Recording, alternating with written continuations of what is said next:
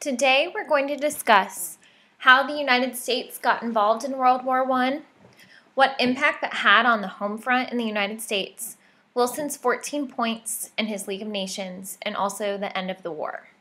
So a lot to talk about on this particular presentation. So there are a number of events that led to the United States involvement.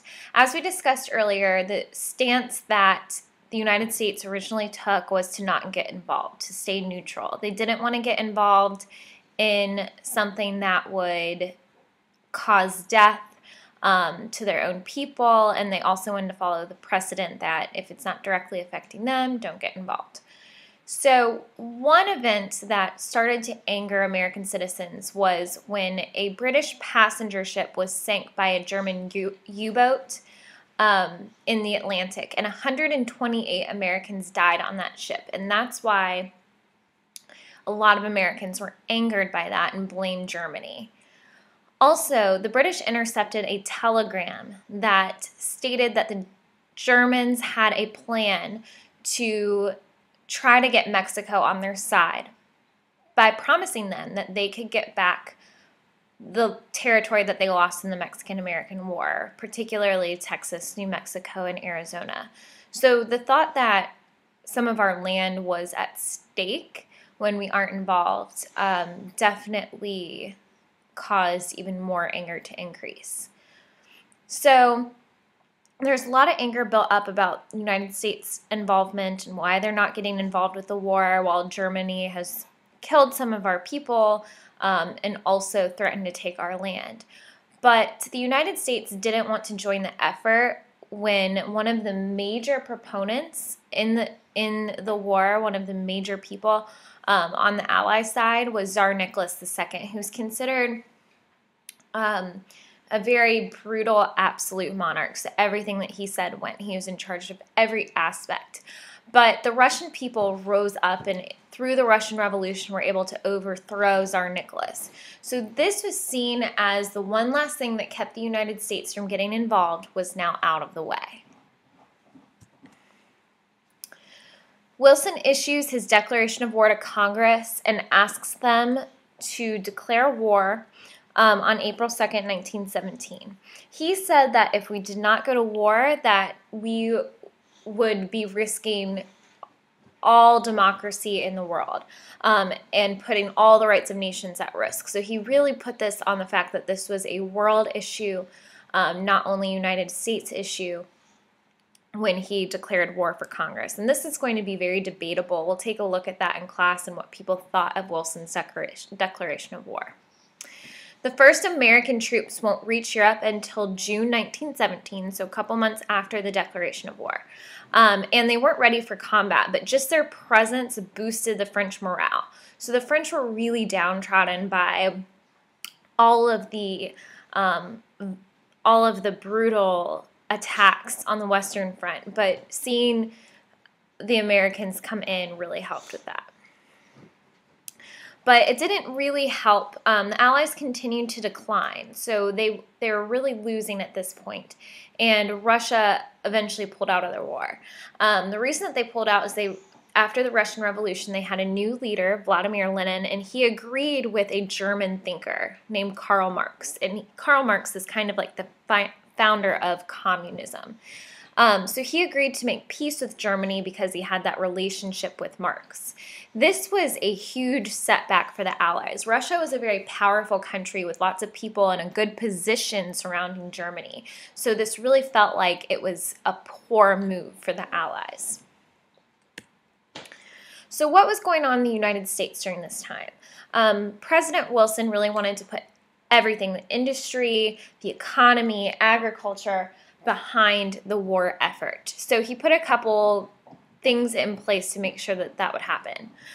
He put Herbert Hoover, who would become president soon, in charge of running a campaign for Americans to conserve food. There were many propaganda ads trying to get them to do that, urging Americans to grow their own food supplies and trying to not waste anything so that they could feed their soldiers, and then also Belgian people that had been invaded and basically left homeless by Germans. He also increased demand for American industries. The rifle industry and sock industry are going to increase drastically, providing for the war effort. And he also put government control of industry through the use of the War Industries Board. So now the government had control of what was being made, how it would be made, and how fast it would be made. The war did lead to a labor shortage because most men went to go fight in the war effort. So they looked to people that didn't usually fill those jobs. So women and African Americans took over some of these roles. In March of 1918, there was a turn in the war, and German troops advanced, but the U.S. Marines and the French fought back. And after weeks of bloody battle, the Germans pulled back from the war. The Germans were also weakened by disease. Disease was a huge issue in World War I, particularly influenza. And like I've stated earlier, when someone asked, how do we know if we're losing? Supplies being lost and losing battles are sure signs of that. So we definitely see a turn from the Allies being the weak part to now being the stronger side.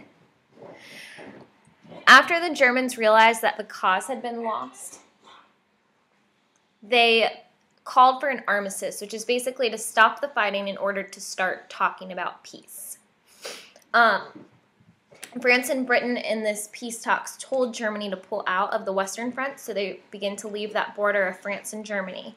And Wilson told Germany's monarch that he needed to step down.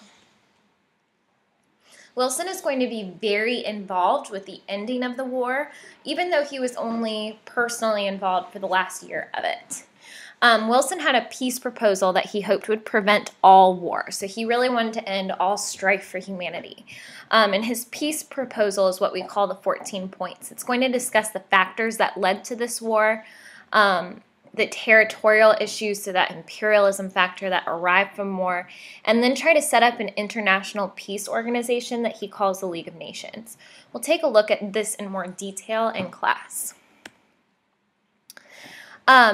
In order to end the war, they have what's called the Paris Peace Conference. The big four, or the biggest leaders, Wilson, Clemenceau from France, David Lloyd George from Britain, and Vittorio Orlando from Italy, are going to meet to discuss what they should do.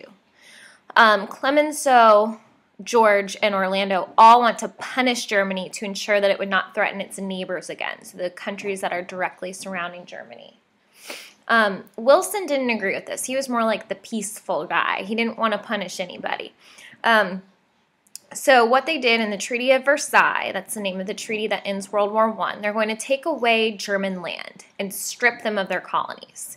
So they try to limit the power of Germans through their land as much as they could. So Germany's size will decrease. Germany then has to accept full responsibility and pay reparations or payments to cover damages. So this is going to significantly weaken the economy of Germany and also weaken their pride by accepting responsibility for this war. They're also going to limit the size and nature of Germany's military. So that's going to cut down on the militarism factor that they were trying so hard to build up and compete with Britain. So it was kind of like Great Britain and France's job to look after Germany and make sure that they were following every aspect of the Treaty of Versailles. But what they didn't think about is what this would do to Germany, and if they had a leader come in that tried to overturn all this, what might happen. Germany is going to weaken to the point where the economy is virtually worthless and the people are poor and tired and hungry, and they're going to be desperate for anyone to come in to give them a little glimpse of hope. So the Treaty of Versailles is something that's debated throughout history. Should they have punished Germany for something that they were all a part of? That's something I want you to consider. As I mentioned before, Wilson called for a peace organization, which he called the League of Nations. This is the 14th and final point of his 14 points. And it also became a part of the Treaty of Versailles to create this group, which is now called the United Nations. Congress is not all in with this, but Wilson urged them that it was the United States' responsibility to be the leaders in world peace. As we came into this as someone looking out for the better and greater good of humanity. Congress believed that taking part in the League would reduce the country's ability to act independently. Remember that we didn't want to get involved with foreign affairs, and this ultimately puts us in that position to do that. But Wilson did not compromise, so the League went on. The problem with the League of Nations, though, is there was little put into place to make it effective.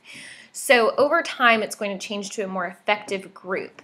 But just the idea of it is something new to the world, to have an organization that's built upon keeping peace among nations. They just needed a better way to set it up.